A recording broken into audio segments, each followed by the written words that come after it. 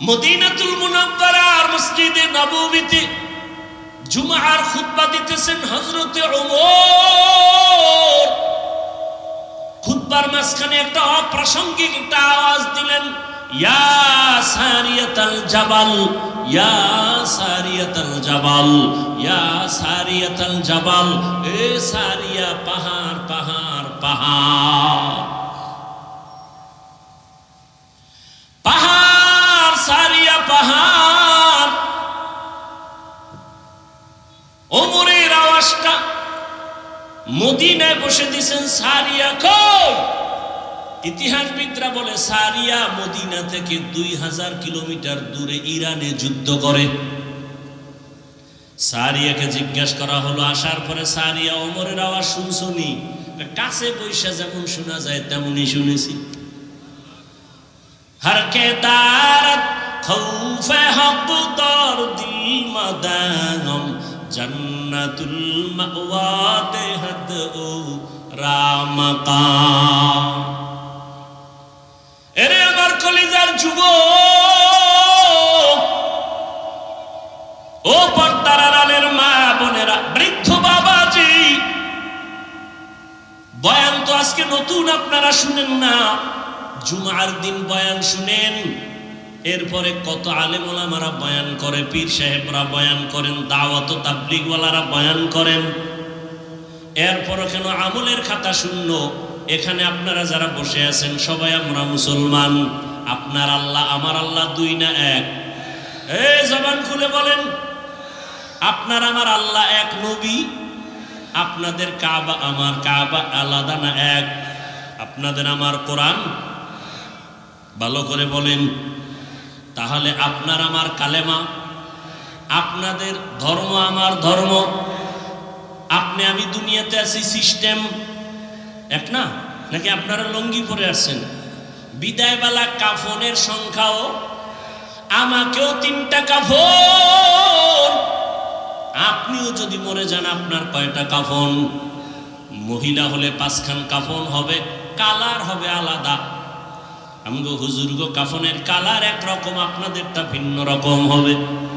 কে হুজুর কে হুজুর না, কে আলেম কে মূর্খ, কে ধনী কে গরিব, কে সম্মানের কে অসম্মানের কোনো ভেদাভেদ নাই। সবার বেলায় কাফনের সংখ্যাও এক, কালারও কি কালার? জোরে বলেন। কবরের সাইজও নাকি এলাকায় কবরের একটু সাইজ বড়? সবার বেলায় কবরের সাইজও এক। কবরে রাখিয়া যখন চলে যাবে, কবরের প্রশ্ন সবার বেলায়, রবের পরিচয় দাও, ধর্মের পরিচয় দাও, রাহমাতুল লিল আলামিনের পরিচয় দাও। তাহলে আপনার আমার আল্লাহ এক, নবী এক, কোরআন এক, কাবা এক, ধর্ম এক, কালেমা এক, কবর এক, প্রশ্ন এক, কাফন এক, কালার এক। অথচ আমি দাড়ি কাটলে লজ্জা পাই, আর আপনি কেমন ভিআইপি মুসলমান, দাড়ি রাখতে গেলে লজ্জা পান। বড় দুঃখ। আপনাকে আজকে টুপির জন্য হয়, দাড়ির জন্য আলাদা বয়ান দিতে হয়, নামাজের জন্য বয়ান দিতে হয়, পর্দার জন্য বয়ান দিতে হয়। আমি পর্দা ছাড়তে চাই না, আপনি পর্দা করতে চান না। আমি মসজিদে না ঢুকলে লজ্জা, আর আপনি মসজিদে ঢুকতে গেলে লজ্জা পান। আমি পর্দা না করলে লজ্জা পাই, আর আপনি পর্দা করতে গেলে লজ্জা পান। কত কঠিন কথা। অথচ সবাই মুসলমান, সবার ধর্ম এক। আপনাকে বয়ান করতে করতে তাবলীগওয়ালা, পীর মাশায়েখ, উলামায়ে কেরাম বেউস। এত কষ্ট করে করে করে করে যদি বয়ানগুলো হিন্দুদের করতাম, এই দেশের বৌদ্ধদের যদি এত কষ্ট করে বয়ান শুনাইতাম, খ্রিস্টানকে শুনাইতাম, ওরে 12 মাস লাগতো না, সারাদিন রাত্র লাগতো না। আধা ঘন্টা করে যদি প্রতিদিন বয়ান শুনাইতাম, 6 মাসে ইনশাআল্লাহ বিধর্মীরা মদিনার পাগল হয়ে যেত। আর আপনারে রাত নাই দিন নাই, ফজরের পরে বয়ান, জোহরের পরে বয়ান, রাতে বয়ান, সারা রাত জুমার বয়ান, তাবলীগের বয়ান, এরপরও দাড়ি নাই, নাই তো নাই, নামাজ নাই, নাই তো নাই, ওই এরপরও চাপাবাজি করে। এত বড় বেয়াদব। নামাজ না পড়লে কি হবে? ঈমান ঠিক আছে, এরকম বেয়াদব আছে না নাই? লিকুল্লি শাইইন জিনাতুন ফিল ওয়ারা ওয়া জিনাতুল মারই তামামুল আদাবি আজ খোদা খাহি মে তৌফিক আদব বেআদব মাহরুম গাশত আজ ফজলে রব। একটু বালিশে মাথা লাগায় চিন্তা করবেন, আল্লাহ পশুকে চিন্তা করার মতো মেধা দেন নাই, আল্লাহ মানুষকে দান করেছেন।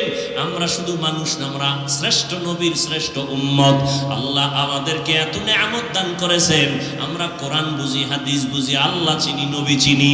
একটু মাথা খাটাইয়া চিন্তা করবেন, দুনিয়ায় কয়দিন আর বাঁচবেন? চোখের সামনে কত মানুষ চলে গেল, চোখের সামনে কত বন্ধু বান্ধব চলে গেল, কয়দিন আর দুনিয়াতে বাঁচবেন? জীবনে তো মনের শখ মিটাইয়া গুনাহ কম করেন নাই। ও আমার যুবক ও বৃদ্ধ বাবাজি ও পর্দার আড়ালের মা বোনেরা, মনে শখ লাগছে বিড়ি পান করবেন, নেশা পান করবেন, শখ লাগায় করছেন, কেউ বাধা দিছে মানেন নাই। মনে শখ লাগছে পার্কে পার্কে ঘুরবেন, কম ঘুরেন নাই, এখনো কি শখ মিটে নাই? মনে শখ লাগছে নামাজ পড়বেন না, আজান শুনিয়াও মসজিদে যান না, এখনো কি শখ আপনার মিটবে না রে বাবা? ও যুবক, মোবাইলে সারা রাত গুনাহ করেছো, শখ মিটাইয়া এখনো কি শখ মিটবে না? আল্লাহর আদালতে কি তুমি যাইবা না? কবরে কি যাইবা না? তুমি কি বুড়া হইয়া মরবা? তোমার মতো কত যুবক তাকায় দেখো, করোনার সময় চলে গেল, ডেঙ্গুতে চলে গেল, পানির নিচে চলে গেল, গাড়ি অ্যাক্সিডেন্ট হয়ে চলে গেল, যায় নাই? তোমার আমার মতো কত যুবক। আমি কিন্তু একবারও বলি নাই আমার মতো যুবকেরা, আমার মতো টুপি দাড়িওয়ালা হও, একবারও কিন্তু বলি নাই। আমি কি বুঝাতে চাই রে বাবা? তুমি স্কুলে পড়ো ধন্যবাদ, তুমি কলেজে পড়ো ধন্যবাদ, চাকরি করো ধন্যবাদ, ব্যবসা করো ধন্যবাদ, কোনো বাধা নাই। কিন্তু ওখানে থাইকা তুমি নবীর আদর্শের মালা গলায় পড়িয়া তুমি ডাক্তার হও, ইঞ্জিনিয়ার হও, প্রফেসর হও, তবে বেয়াদব হইও না, পায়ে হাত রেখে অনুরোধ করি। আদর্শ ডাক্তার হও, জমিনের মধ্যে তোমারে মানুষ মাথায় নিয়ে সম্মান করবে। আদর্শ ইঞ্জিনিয়ার যদি হইতে পারো, আদর্শ ডাক্তার হও, তাসনিমা নাসরিনের মতো যদি ডাক্তার হইয়া বেয়াদবি করো, সম্মান দূরের কথা, জুতার বাড়ি খায় দেশ থেকে পালাতে হবে। এমন ডাক্তার না, আদর্শবান ডাক্তার। এবার বলবা হাফিজ ভাই আদর্শবান ডাক্তার কেমনে হব? এক নম্বরে দোয়াও লাগবে এবং চেষ্টাও লাগবে। চেষ্টা কি? পৃথিবীতে শ্রেষ্ঠ আদর্শ হলো রহমাতুল লিল আলামিনের আদর্শ, আর কারো আদর্শ শ্রেষ্ঠ না। ওই নবীর আদর্শ আজ আমরা ফলো করার কারণে করোনার সময় স্কুল বন্ধ, কলেজ বন্ধ, চাকরি বন্ধ, ব্যবসা বন্ধ, দোকান বন্ধ, ফ্যাক্টরি বন্ধ, গাড়ি বন্ধ, সব বন্ধ। রহমতের নবীর আদর্শওয়ালাদের কোরআনের মাদ্রাসা একটাও বন্ধ হয় নাই। আসতে বলেন কেন? সত্য কথা বলতে কষ্ট লাগে। কত চাকরিজীবীর চাকরি নাই, ব্যবসায়ীর ব্যবসা নাই, না খাইয়া ধুকে ধুকে মরেছে। কিন্তু করোনার সময় তাকাইয়া দেখছো, বাবার করোনা, ছেলে শিক্ষিত কুলাঙ্গার, মাস্ক লাগাইছে, ট্রিপল মাস্ক লাগাইয়া ঘরের মধ্যে দরওয়াজা জানালা বন্ধ করেছে, বাবার লাশের কাছে যায় না। করোনা। ওই সময়ের ইতিহাস ভুলে যাইও না রে মুমিন। ওই সময় ট্রিপল মাস্ক লাগাইয়া যারা ঘরের দরওয়াজা জানালা বন্ধ করে আছে, ঠিক সেই সময় আমার দেশের টুপিওয়ালারা, রহমতের নবীর আদর্শওয়ালারা শত শত করোনার লাশ নিজের কাঁধে নিয়া গোসল করাইয়া, কাফন পরাইয়া, জানাজা কমপ্লিট করে কবরে দাফন করেছেন। একজন হুজুরেও করোনায় মরে নাই। সেই হুজুরদের দুশ্মন হবা না তো কার হবা? কথায় কথায় হুজুর খারাপ, দোয়া করে হুজুর, কারো জন্য বড়দোয়া করে না, গালি দেয় তারপরও বড়দোয়া করে না, এরপরও হুজুর খারাপ। যতদিন বলবি খারাপ, ততদিন তোর বংশ শুদ্ধা নির্মূল হয়ে যাবে, ধুকে ধুকে ধুকে ধুকে শেষ হয়ে যাবে। ভাইরা আমার, ও আমার যুবক বাবারা, রহমতের নবীর আদর্শ, মাথায় রহমতের নবীর আদর্শের টুপি দাড়ি রেখেছি মদিনার আদর্শের কারণে। রহমতের নবীর মোহাব্বত, 5 ওয়াক্ত নামাজ পড়ি, হালাল ভাবে চলি, হারাম খাই না, বেপরদায় চলি না, গালি দেই না। দুই একটা কথা যদি অজান্তে বের হয় বারবার ক্ষমা চাই, মাফ করে দিয়েন। আবার আল্লাহর কাছে মুনাজাতে ক্ষমা চাই। কতটা নরম হইয়া বয়ান করি, একমাত্র রহমতের নবীর মোহাব্বতে। এই আদর্শের কারণে আজকে কত মানুষ কান্না করে, শান্তি নাই, কিন্তু রসুলের আদর্শওয়ালারা কেউ এখনো অশান্তিতে নাই। যুবকদের বলবো, মদিনাওয়ালা নবীর আদর্শ গ্রহণ করো, এরপরে তোমার দোয়া লাগবে না, হয় জীবন সফল হবে না। কোথা থেকে দোয়া নিবা? 3 জায়গা থেকে দোয়া নিবা। বেয়াদবি করবা না, খোদার কসম। 3টা জায়গার দোয়া না নিয়ে যদি বেয়াদবি করো, মরার আগে পঙ্গু হয়ে যাবে। এই যুবক, 1 নম্বরে মা বাবার দোয়া নিয়ে চলবি। মা বাবার সাথে যদি বেয়াদবি করো, আর মা বাবার কলিজা থেকে যদি দুঃখের কারণে একটা নিঃশ্বাস বের হয়, তুই মরার আগে পঙ্গু। ভালো করে লিখে রাখ এরে যুবক। দ্বিতীয় জায়গা হলো শিক্ষক। শিক্ষকের দোয়া নিয়ে চলবা। একটু যদি বেয়াদবি করো, মরার আগে জীবন তোমার ধ্বংস। 3 নাম্বার, উলামায়ে কেরাম মুরব্বীদের দোয়া নিয়ে চলবা। তাদের মনে যদি আঘাত দাও, আর যদি তারা কষ্ট পায়, নিঃশ্বাসটা ছেড়ে দেয়, চরিত্রের জগৎ থেকে হারায় যাবা, জীবনের চরিত্র সংশোধন হবে না। এই 3 জায়গার দোয়া নিয়ে চলো। মা বাবার দোয়া নাও, শিক্ষকের দোয়া নাও, উলামায়ে কেরামের দোয়া নিয়ে চললে দেখবা সম্মান আছে অনেক উপরে। বলবা, হাফিজ ভাই, এই সম্মানের দৃষ্টান্ত কোথায়? ডানে বামে একটু গভীরভাবে খেয়াল করো। তোমরাই খেয়াল করে আমাকে একটু জবাব দাও যুবক বাবারা। তোমার মতো যুবক জীবনে মাদ্রাসায় পড়ে নাই, আলিফ বা তাও শিখে নাই, স্কুল কলেজে পড়িয়াও 5 বেলার নামাজ পড়ে আছে না নাই? আর ওয়াজের দরকার নাই, শেষ ওয়াজ। তোর জীবনের জন্য এটাই শ্রেষ্ঠ ওয়াজ। বালিশে মাথা লাগায় ঘরে গিয়ে চিন্তা করবি যে আমার মতো যুবক যদি স্কুল কলেজে পড়ে নামাজ পড়ে, আমি পারি না কেন? আমার কপালে কার অভিশাপ লাগলো? ও যুবক, তোমার মতো যুবক র্যাব, আর্মি, পুলিশ, বিডিআরের চাকরি করে, 5 ওয়াক্ত নামাজি, সত্য কথা বলো, আছে না নাই? নিজের বিবেকটাকে জিজ্ঞাসা করো, বাবা তুমি কেন পারবা না? তোমার মতো যুবক ওসি, ডিসি, এসপি 5 ওয়াক্ত নামাজ পড়ে, নিজের বিবেকটাকে প্রশ্ন করো, তুমি কেন পারবা না রে বাবা? তোমার মতো যুবক তাকায় দেখো, এই বাজারে দোকানদারি করে, আজান হলে নামাজে যায়, 1 বেলার নামাজও বাদ দেয় না। একটা সাইনবোর্ড বানায় রাখছে, নামাজের বিরতি, 7-8 টেনে নামাজ পড়ে আবার এসে দোকান খোলে। মনেরে বুঝাও, তুমি কেন পারবা না রে বাবা? তোমার কপালে কার বরদোয়া লাগছে, কার অভিশাপ লাগছে? কারণ তোমার মতো যুবক হইয়া রাস্তায় গাড়ি চালায়, ড্রাইভারি করে, নামাজ ছাড়ে না। বলো তুমি কেন পারো না রে বাবা? অবশ্যই তোমার কপালে কারো না কারো বরদোয়া লেগে গেছে। তোমার গুনার কারণে আমার আল্লাহ বেজার। তোমার মতো যুবক নদীর মধ্যে মাছ ধরে, নামাজ ছাড়ে না। তোমার মতো যুবক ময়দানে কৃষি কাজ করে, 5 বেলার নামাজ পড়ে। বলো তুমি কেন পারবা না? এখনো সময় আছে, তওবা করো। আল্লাহ তওবার দরজা খুলে রাখছেন। ও পর্দার আড়ালের আম্মা জান বোনেরা, আপনার মতো কত মা, কত বোন এই এলাকায় আছে, খুঁজলে পাবেন। এখনো বেপর্দায় চলে না, নামাজ বাদ দেয় না, মোবাইলে সময় নষ্ট করে না, স্বামীর মাল হেফাজত করে। এর আম্মা জানেরা, আপনারা কেন পারবেন না? এতক্ষণ আপনাদের সন্তানদের যত বয়ান আমি শুনাইলাম, আপনারা যদি একটু চেষ্টা না করেন, এই বয়ান সন্তানের জীবনে প্রতিফলন হবে না। এরে আম্মা জান, আপনার দোয়া, আপনার চেষ্টা যদি থাকে, একটা সন্তান আদর্শ ডাক্তার হতে পারে, আদর্শ ইঞ্জিনিয়ার হতে পারে, আদর্শবান প্রফেসর হতে পারে। এক সন্তানের আদর্শের কারণে পুরো সমাজের অন্ধকার দূর হয়ে যাবে। এরে আম্মা জান, এখনো চেষ্টা করেন, একটা নেককার সন্তানের মা হইয়া যান।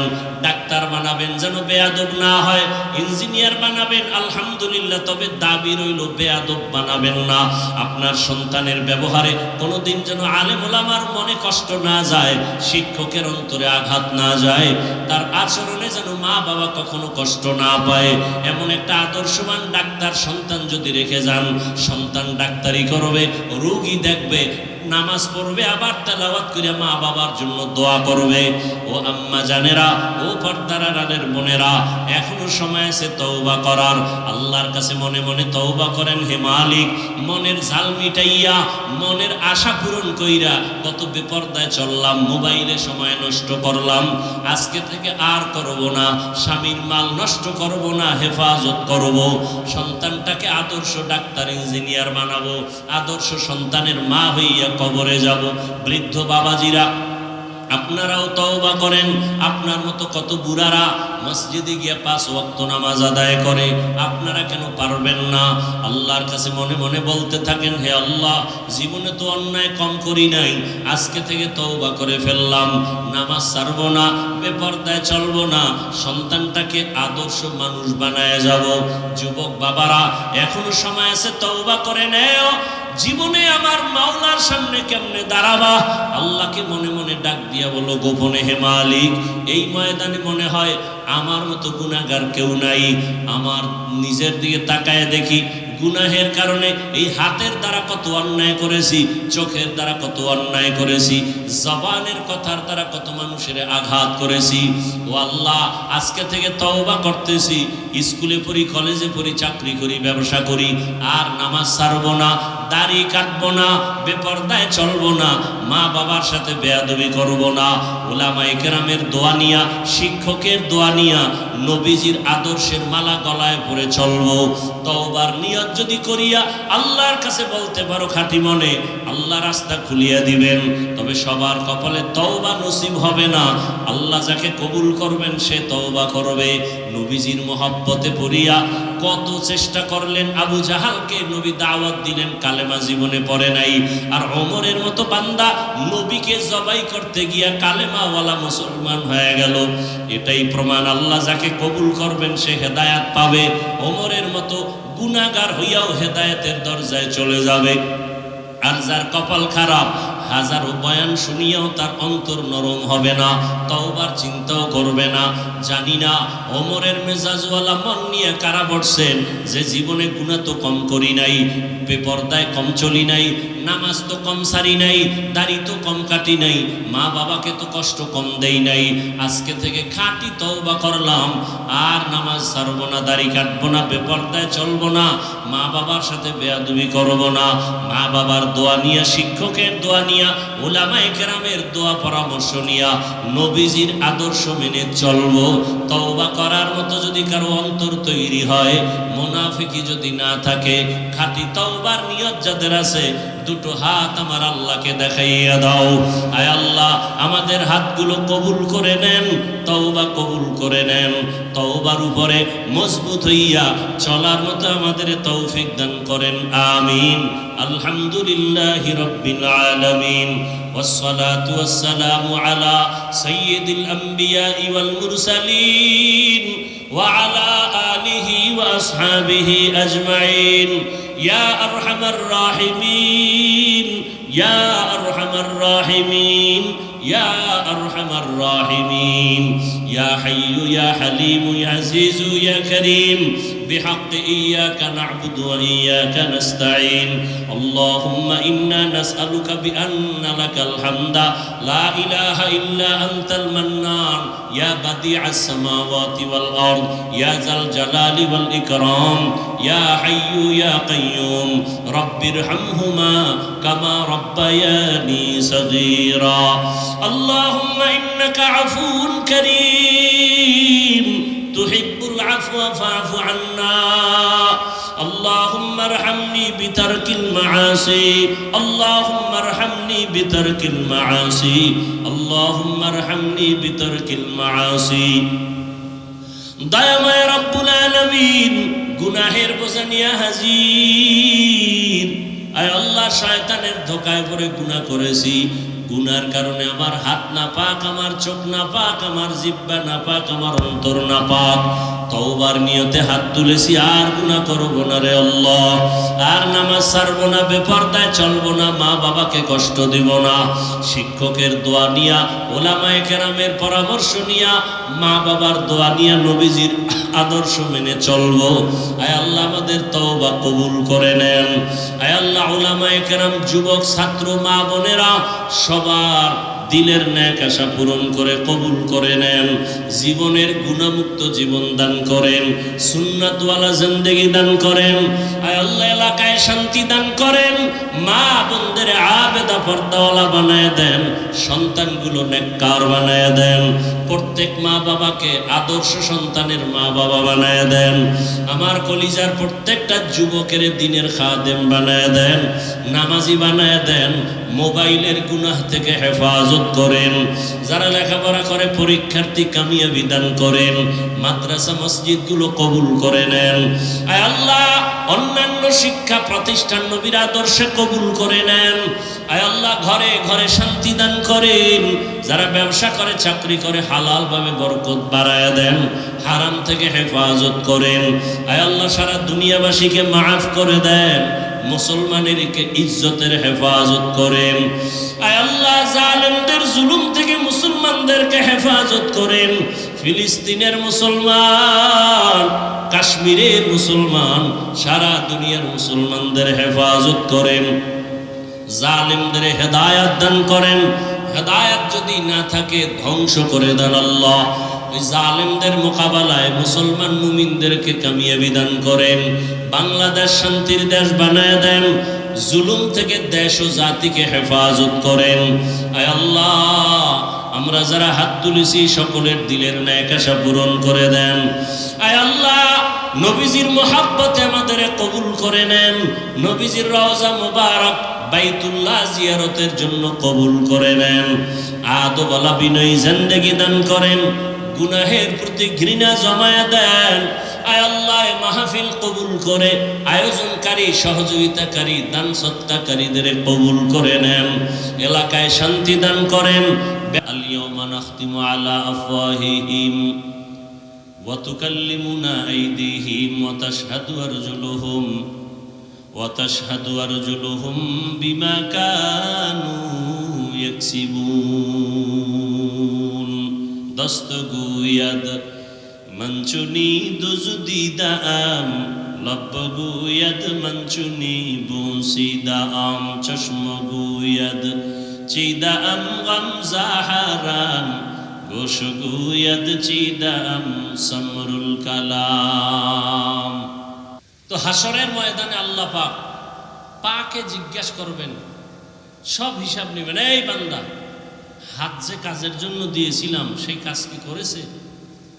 অনেক বান্দা আল্লাহর আযাবের ভয়ে মিথ্যার আশ্রয় নিয়ে বলবে, হ্যাঁ আল্লাহ করছে। আল্লাহ তো জানে করে নেই। আল্লাহ জবানটারে বন্ধ করে দিয়ে বলবেন, হাত কথা বল। হাতকে কি বলবেন? হাতে কথা বলতে পারেনি আপনাদের? আপনাদের হাত কথা বলতে পারে? হাসরের ময়দানে পারবে? পারবে। এই বিশ্বাসটা এখন রাখবেন। যদি রাখেন, দুনিয়ার যত নাপাক মঞ্চ আছে, দুনিয়ার মঞ্চ আছে, আখেরাতমুখী না দুনিয়ামুখী যত মঞ্চ, সে সমস্ত মঞ্চগুলো যা দিয়া সাজায় সেগুলো আল্লাহর কোরআনের মঞ্চে আসবে কেন? যত শালীন করা যায়, যত সাদামাটা করা যায়, এতে বরকত বেশি। তরকারির মধ্যে মশলা বেশি দিলে খুব মজা লাগে না? এটা বাবুর্চিদের একটা ধান্দা। তরকারির মধ্যে গোশত রানবে, যত মশলা কম দেয়া যায়, ঝাল কম দেয়া যায়, সিম্পল রান্না করবে, এর মধ্যে মজা বেশি। তবে বেনামাজির পাকে মজা কম। নামাজি বান্দা বিসমিল্লাহ বলে পাক করবে, সাদা মাটা পাক করবে, এর মধ্যে মজা এবং এই খানায় স্বাস্থ্য ভালো হয়, আরাম হয়। এটা বুঝারও তো মানুষ নেই। বাবুর্চিরা মনে করে মশলা বেশি দিলে, তেল বেশি দিলে উপরে সব তেল খাইয়া সব তেল তেল করবে। আল্লাহ বুঝার তৌফিক দান করেন। দেখেন না এখন বলতে গেলে তো সবার মাথা গরম, কমিটির মাথাও গরম হয়ে যায়। ওয়াজ উপলক্ষে মার্কেট, সেই মার্কেটে বেলুনের দোকান, ওয়াজের পরে বেলুন একটা হাতের মধ্যে কান্দে ঝুলায় বাসায় যায়। ম্যাডাম বলে ওয়াজে কি পাইছো? এই যে মোনাজাতে বেলুন কবুল করে নিয়ে আসছে। হাসেন আপনারা?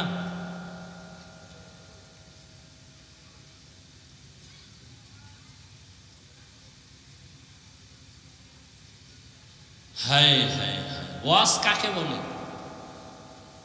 ওয়াজ কাকে বলে? মা মা'নাল ওয়াজ? কোরআনের আয়াত আছে 6666। এটা আম্মাজান আয়েশা রাদিয়াল্লাহু আনহার প্রসিদ্ধ মত, অপ্রসিদ্ধ আরো মত আছে। কোরআনের আয়াত কত? 6600। এর মধ্যে শুধু 500 আয়াতে আছে আল্লাহর বিধান। বাকি থাকলো কত আয়াত? খবর নেই, চিন্তা করছে 166 বলে বাকি, আর 6000 কি জিনে লয়ে গেছে?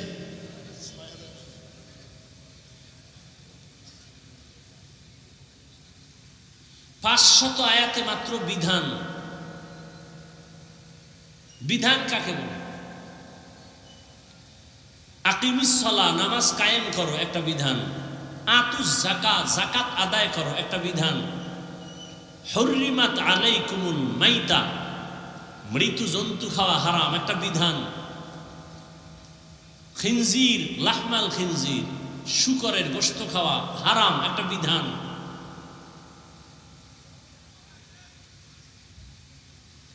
এই বিধান মানে কি? পৃথিবীতে মানুষের জীবনে চলার ক্ষেত্রে কোনটা জায়েজ, কোনটা না জায়েজ, কোনটা বৈধ, কোনটা অবৈধ, এর বিবরণের নাম বিধান। এই বিধান মানলে মানুষের কি লাভ হবে, না মানলে কি ক্ষতি হবে, তার বিবরণের নাম ওয়াজ। এই ওয়াজ আছে 6000 আয়াতে। কয় হাজার? 6000 আয়াতে আছে ওয়াজ, 3 পদ্ধতিতে। কয় পদ্ধতি? অর্থাৎ 3টা বিষয়। আচ্ছা, 3 বিষয় যদি 6000 আয়াতে ওয়াজ থাকে, গড়ে ভাগে পড়ে কত? বলেন না কেন? 2000। তাহলে 3 পদ্ধতিতে বা 3 বিষয়ে 6000 আয়াতে আছে ওয়াজ। 1 নাম্বার তাযকির বি আলা ইল্লাহ, 2 তাযকির বি আইয়ামিল্লাহ, 3 তাযকির বিমা বাদাল মাউত, আল্লাহর কুদরতের বিবরণের ওয়াজ 2000, কিয়ামতের বিবরণের ওয়াজ 2000 আয়াত, কেচ্ছা কাহিনীর ওয়াজ 2000 আয়াত। কিছু মূর্খরা বলে না কেচ্ছা কাহিনীর ওয়াজ আমরা করি না। হাফিজুর রহমান কেচ্ছা কাহিনীর ওয়াজ করে। লিখে রাখো, কেচ্ছা কাহিনীর ওয়াজ আছে কোরআনে কত হাজার আয়াত? কারো বুকে সাহস থাকলে কাউন্টার দিতে চাইলে শুরুতে বলছে, আবার বলি দাঁড়াও। তুমি বলো কেচ্ছা কাহিনীর ওয়াজ করি না, আর আমি বলে গেলাম কেচ্ছা কাহিনীর ওয়াজ করি না। না, 1000 বার করি। কেন? কোরআনে 2000 আয়াতে বয়ান আছে, ওয়াজ আছে, শুধু কেচ্ছা কাহিনী, কেচ্ছা কাহিনী, কেচ্ছা কাহিনী। কেমন কেচ্ছা কাহিনী? বাঘের কেচ্ছা, সাপের কেচ্ছা, ব্যাঙের। আলেম ওলামা আছেন? আমি যা বলতেছি ঠিক আছে? লোকমা দিয়েন যদি ভুল বলি। কোরআনে বাঘের কেচ্ছা নাই, সাপের কেচ্ছা নাই, ব্যাঙের কেচ্ছা নাই, মশা পিপিলিকা মাছির কেচ্ছা নাই। তো মূর্খের জাত কি কয়? কেচ্ছা কাহিনীর ওয়াজ করি না। কেচ্ছা কাহিনীর ওয়াজ আছে কোরআনে কত হাজার? লিখে নাও।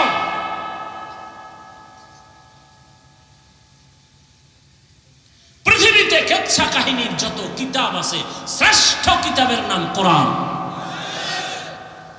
পৃথিবীতে কেচ্ছা কাহিনীর যত কিতাব আছে, দ্বিতীয় পর্যায়ের শ্রেষ্ঠ কিতাবের নাম হাদিস।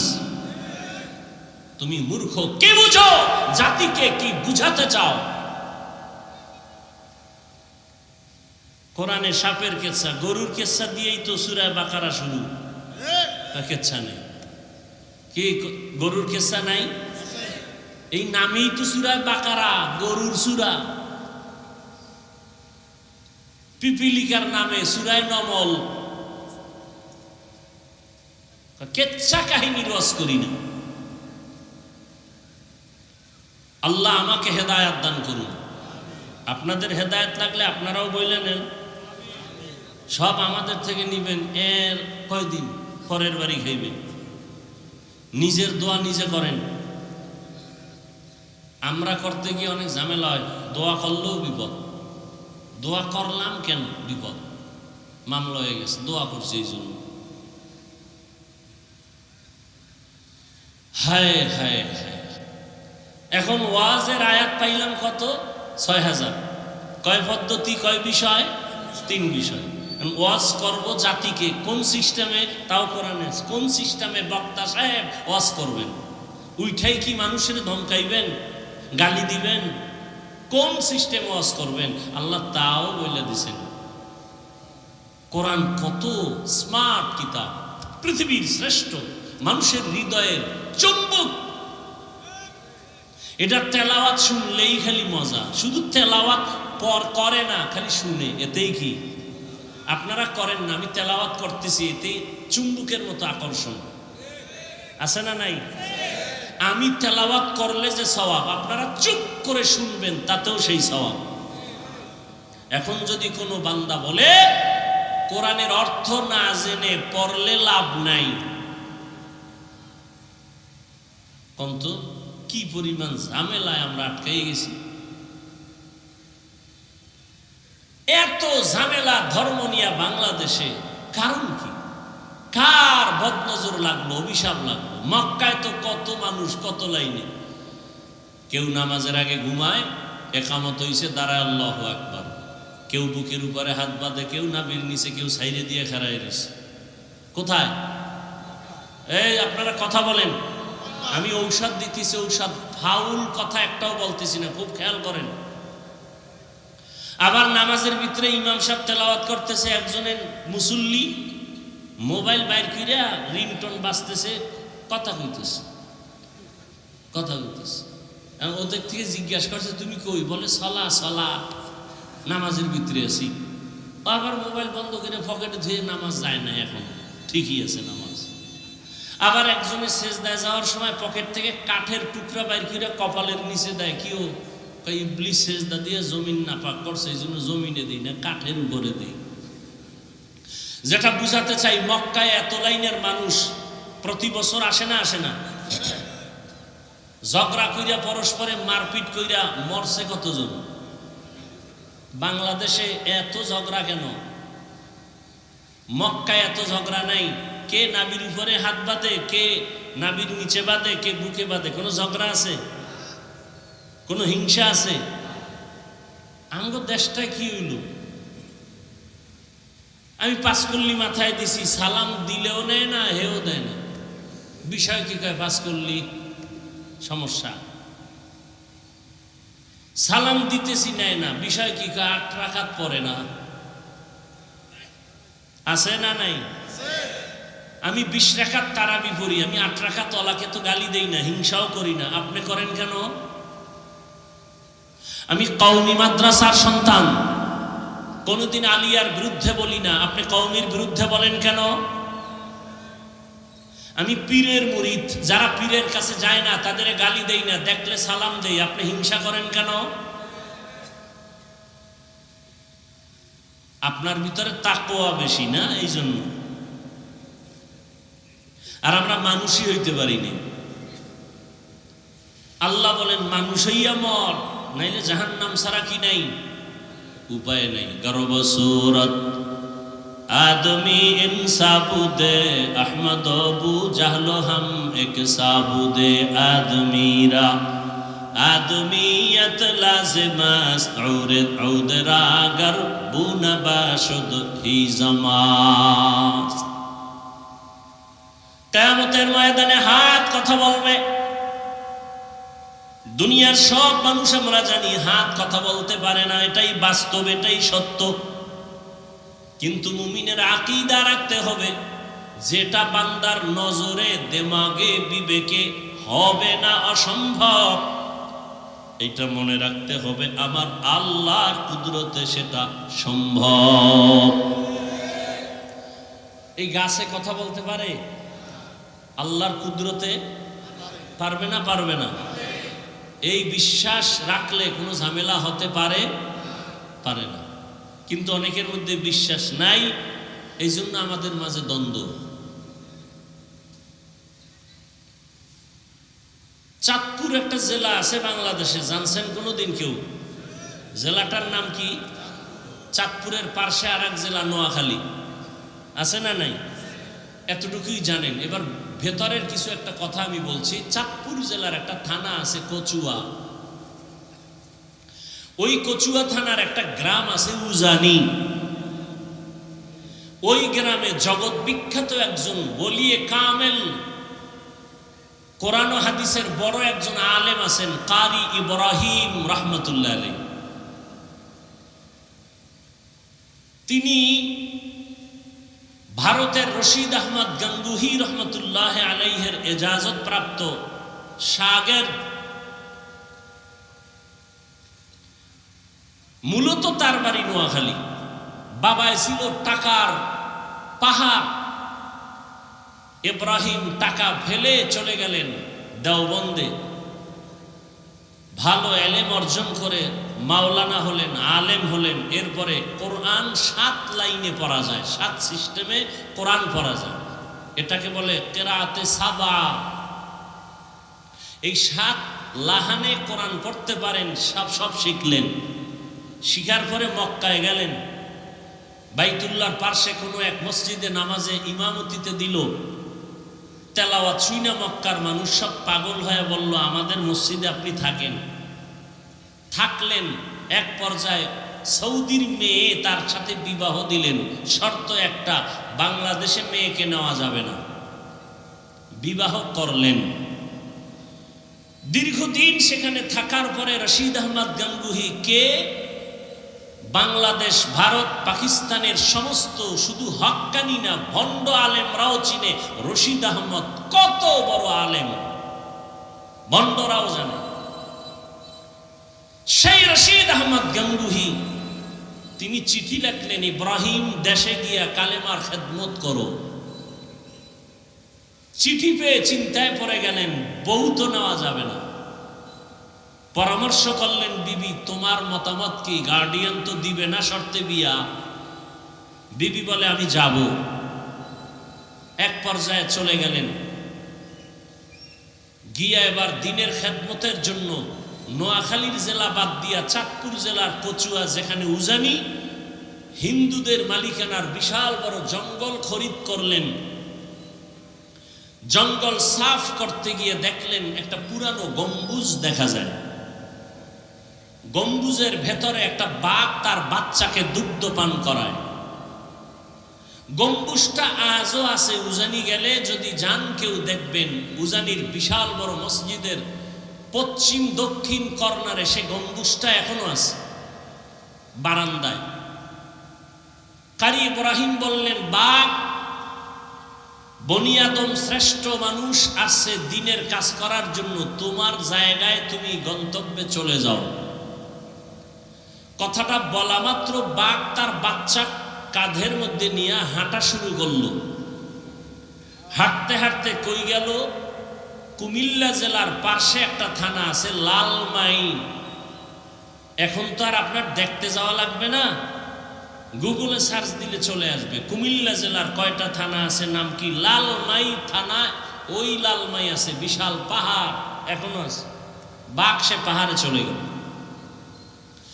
এখন শতকরা 99% কুড়িগ্রামের এই অঞ্চলের মানুষ যারা একটু আলেমের খাতায় নাম, তারাও চক্কর লাগায় বলবে, এ গাঞ্জাখুরি কথা কি মানা যায়?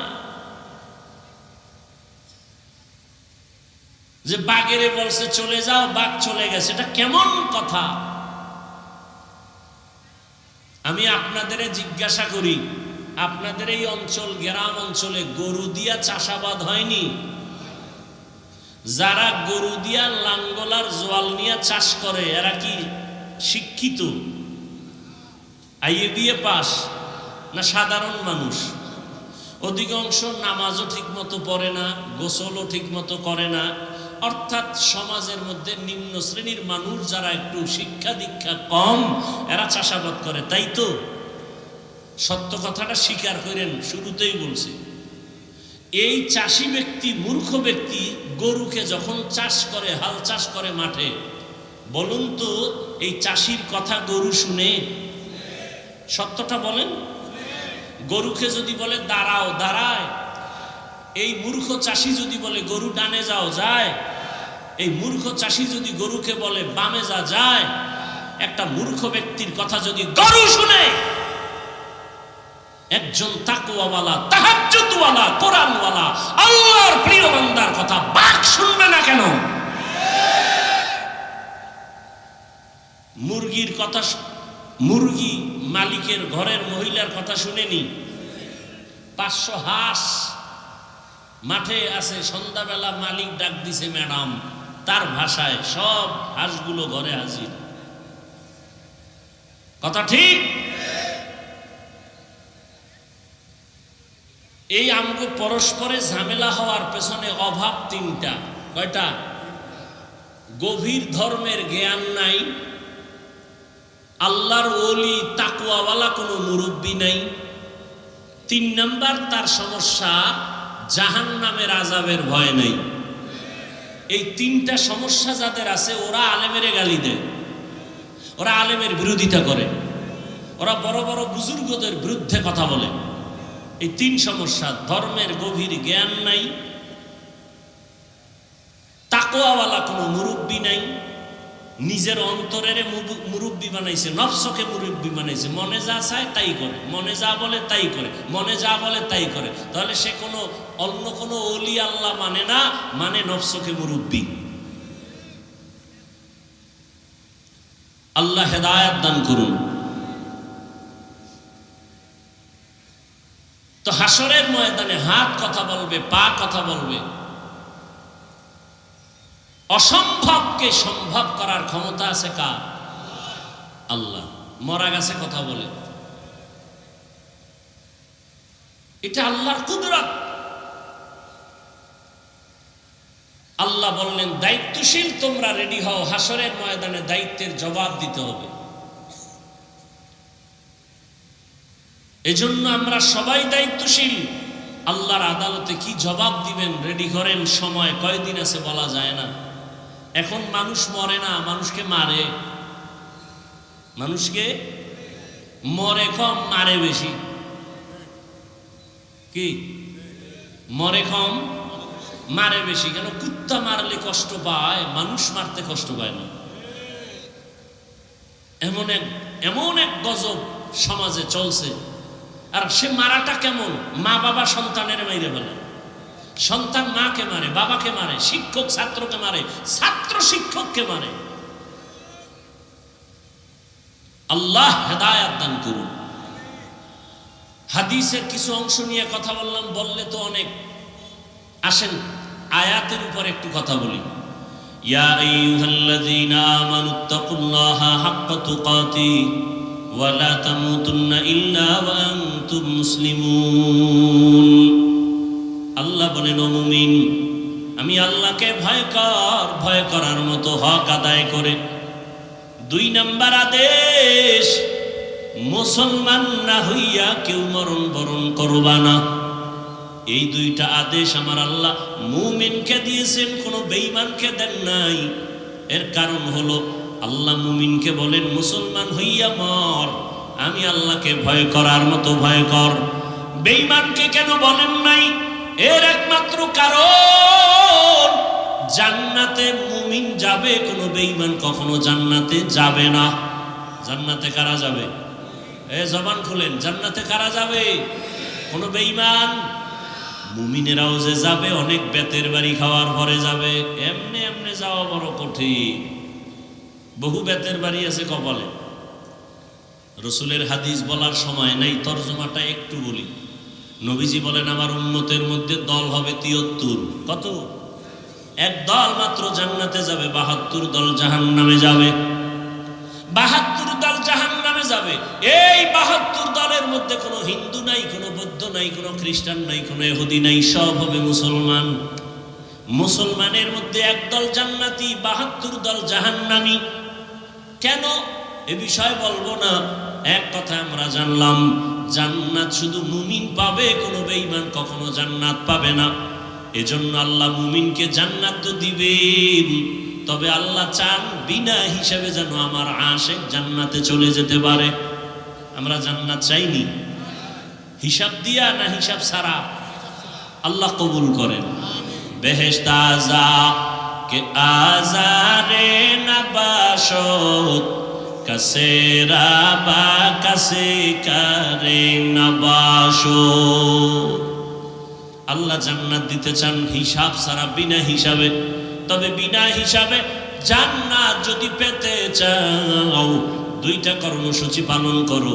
এক নাম্বার কর্মসূচি, আল্লাহকে ভয় করো, ভয় করার মতো হক আদায় করে। দ্বিতীয় কর্মসূচি, মুসলমান না হইয়া মরণ বরণ করা যাবে না। সাহাবায়ে কেরাম পেরেশান হয়ে গেলেন, রহমতের নবীকে বললেন, ইয়া রাসূলুল্লাহ, আল্লাহ যত বড়, আল্লাহর হক আদায় করে আল্লাহ ভয় করতে বলেছেন। হক আদায় করে কোনো বান্দার দ্বারা আল্লাহকে ভয় করাটা সম্ভব না। নবীও চিন্তায় পড়ে গেলেন, আসলেই তো আল্লাহ যত বড়, ওই পরিমাণ ভয় বান্দা করে হক আদায় করতে পারবে না। নবীও চিন্তায় পড়ে গেলেন। জিবরাইল আমিনকে আল্লাহ পাঠাইয়া নবীর পেরেশানি দূর করিয়া আয়াত দিয়ে দিলেন, ও জিবরাইল, নবীরে জানায় দাও, হক আদায় করে ভয় করা দরকার নাই, বান্দা যেন সাধ্য মতো আমাকে ভয় করে।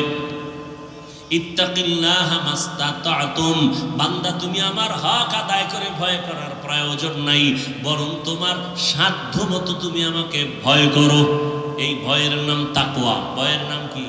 হরকে দারত খৌফে হকদার দিল মাদাম জান্নাতুল মাওয়া দেহত ও রামাকাম। আল্লাহ তাআলা বলেন, হক আদায় করে ভয় করার প্রয়োজন নাই, সাধ্য মতো আমাকে ভয় করো। ভয়ের নাম তাকওয়া। যারা আল্লাহকে ভয় করবেন তাদের নাম মুত্তাকি। মুত্তাকিনদের পরিণাম ফল হলো বিনা হিসাবে জান্নাতি।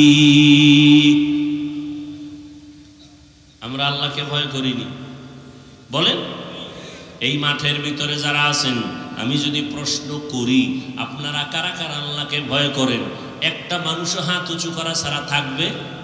সবাই হাত উঁচু করে বলবে, হুজুর আমরা আল্লাহকে ভয় করি, বরং আপনাদের থেকে বেশি ভয় করি। বলবে আপনার আমগো থেকে বেশি? হ্যাঁ। কেন? আপনারা হুজুরেরা মিল নাই। বুঝা গেল আপনাদের ভেতরে আল্লাহর ভয় কম। বলে না? বলে না? ভাইরা আমার, কিন্তু দুঃখ, এই ময়দানে এমন আশিক রাসূল বসে আছেন, বলে আমি আল্লাহকে ভয় করি, অথচ আজকে ফজরের নামাজ আদায় করেন নাই, যোহর পড়েন নাই, আসর পড়েন নাই, মাগরিব পড়েন নাই, এশাও পড়ে নাই। এমন আশিক নাই? সেও বলে আল্লাহকে ভয় করি। সুদের ব্যবসা করে, সেও বলে আল্লাহকে ভয় করি। আর আমি 5 বেলার নামাজ পড়ে বলি আমি আল্লাহকে ভয় করি। আমি হালাল ভাবে চলি, আমি বলি আল্লাহকে ভয় করি। আপনি দাড়ি বাদ দিয়া বলেন আল্লাহকে ভয় করি। আমি দাড়ি রেখে বলি আল্লাহকে ভয় করি। আপনি পর্দা লঙ্ঘন করে বলেন আল্লাহকে ভয় করি। আমি পর্দা রক্ষা করে বলি আল্লাহকে ভয় করি। দুইজনের ভয় কি সমান? ব্যবধান কি? কোনো ব্যবধান নাই। যার আমল নাই, ঈমান ঠিক নাই, আকীদা ঠিক নাই, সে যদি বলে ভয় করি, আসলে ভয় কি জিনিস চিনেই না। ভালো করে বুঝো, একটা সন্তান তার মা বাবাকে ভয় করে, বলে প্রমাণ কি? বলে মা বাবার চোখের সামনে কখনো অন্যায় করে না। কেন? বলে মাইরের ভয়। একটা ছাত্র শিক্ষকের ভয় করে, প্রমাণ? বলে শিক্ষকের সামনে অন্যায় করে না, শাস্তির ভয়। ঠিক এই জমিনে যে মানুষ আমার আল্লাহকে ভয় করবেন, ওই বান্দা গলায় ছুরি লাগাবে, দাড়ির মধ্যে অস্ত্র লাগাবে না, শাস্তির ভয়।